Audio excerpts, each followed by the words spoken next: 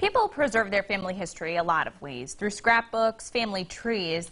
Tonight, I have the story of the family that did it through a podcast. It's hosted by Marco Zaza, who grew up on Youngstown's east side in the 50s, and his son David, a Boardman graduate. And as it turned out, their stories are more than just their family. Hello, I'm Marco Zaza. And I'm David Zaza.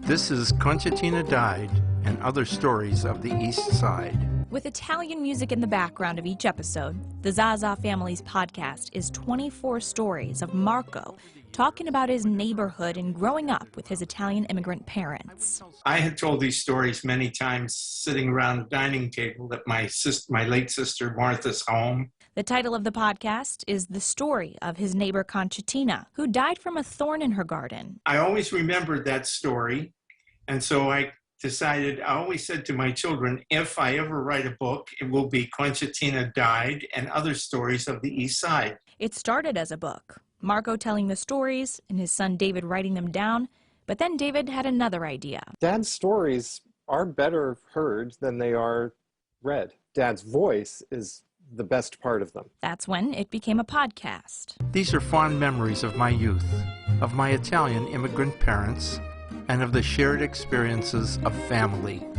David now lives in New York and Marco in Wilmington, North Carolina. They recorded while David was visiting his parents during COVID. The episodes are about 15 to 20 minutes each one sparking conversation between father and son and the guests they have on. My mother makes a number of guest appearances, both formally about some of the stories and kind of informally in the background. I think it was a feeling of camaraderie with not only my friends, but in the neighborhood I grew up in. And it's very much about the struggle of leaving where you come from and going somewhere new, embracing that new culture, and how our family went from being an Italian family to being an Italian-American family.